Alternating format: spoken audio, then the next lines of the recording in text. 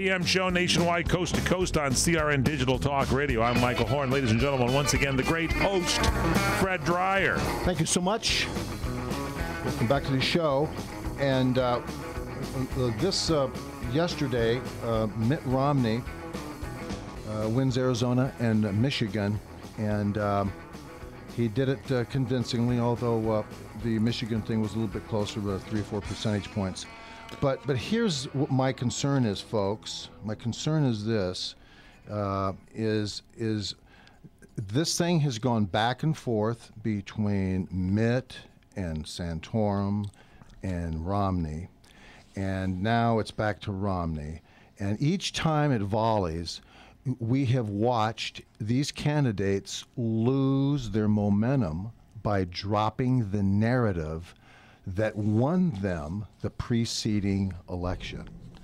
And so Newt tailed off terribly, fell into a terrible trap in Florida after he won South Carolina. And he hasn't been seen since, although, as I said, his wife has, from about 30,000 feet, by the way, through military telescopes. We could see her. And then you've got... You're not a big fan of her wardrobe at all. Forgive me. The image is emblazoned. I can't get it out of my head. Okay. And it looks like a ferret, actually. Okay. A ferret okay. We got it. Okay. With the blonde skull we got to do cap. some kind of dressing go there. Gotcha. We got to address this. And then you've got Rick Santorum, who I like because he begins to talk to the American people about what I believe is really missing. You know, there's the economy, stupid, and jobs, and all of those. That's all true. What else is also true under the bigger canopy is the fact is that this country is losing its identity as a constitutional republic. And that's what he is addressing, which I like. I like that very much. And I don't want people to run to Mitt Romney and for the sake of saying, yeah, he's the guy that's going to straighten out the jobs, and lose the narrative of what is really missing. And that's the emphasis on maintaining a constitutional republic and all of the elements that make us uniquely American.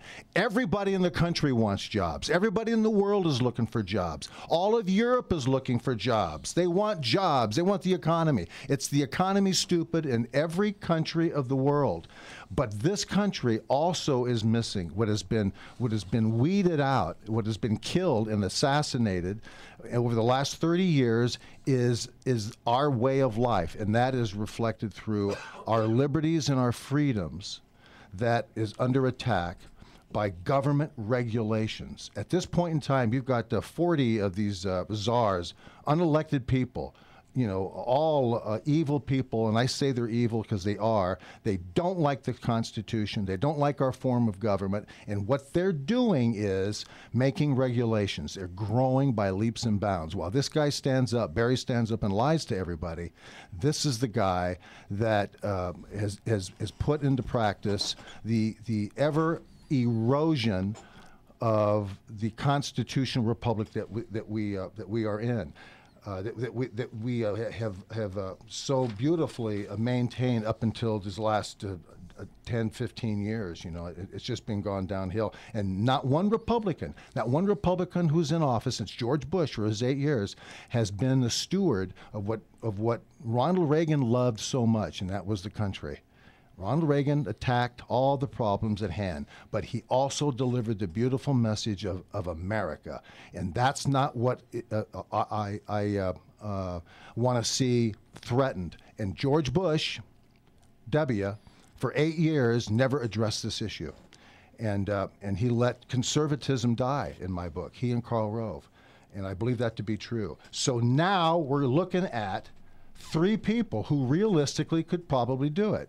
Probably firsthand, it would be Mitt Romney, then Santorum, then Newt, and then certainly Ron Paul. There's some things about Ron Paul that I like. There's some things that I do not like. I don't want him anywhere near the campfire because he'll screw it up. But I like Mitt Romney if he now starts to come off a little bit as a conservative And just because you're going to hire and find a way of fixing this jobs thing and putting people back to work, that's not all of it. The narrative has to be something that comes from leadership. It's something that's special. It's not a job description. I'm going to be in charge of fixing your brakes and realigning your front end and making sure your tires are in good shape and you won't get that steering wheel rattle when you go around corners. That's great. You can fix that. But I want to make sure that I'm in the right vehicle and we're going in the right direction. And I believe that's what the Republican Party is responsible for. And we are at the precipice. You know, I want to be corny about it, but we're at the very pinnacle of doing two things: getting rid of someone who wants to get rid of the Constitution and take us down the road of Europe. We know that's a failed model.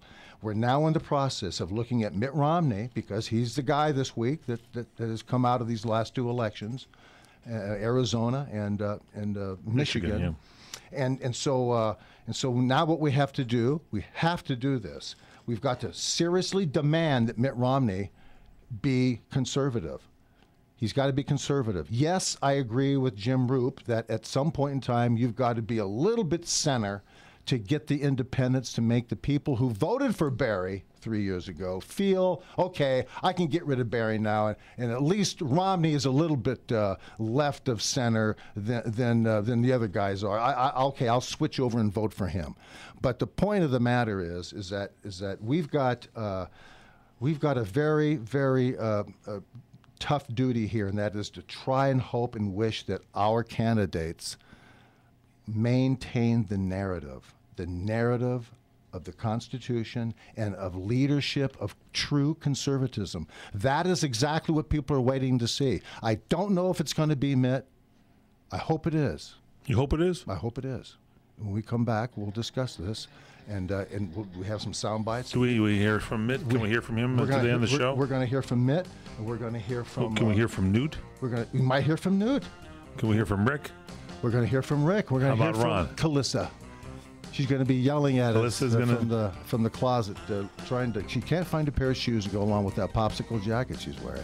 It's a popsicle jacket. Is that what it is? We're going to help her. Oh, you are going to help? We're going to help her. Hey, don't forget you can email the great Fred Dryer. His email address is incoming@crni.net. Incoming, yes, you know, it's the beginning of the show. Incoming@crni.net. We're here every Wednesday for you, doing the show live, taping it for the weekend at 4 o'clock Pacific, 7 Eastern. It plays throughout the weekend. So don't forget, if you're listening on the weekend, give us a nice email at incoming@crni.net. It is the PM show with Fred Dryer at 41 past the hour. We need leaders who will live with integrity. If you love great wines, come to Pomar Junction Vineyard and Winery, a railroad-themed winery in California's most exciting new wine.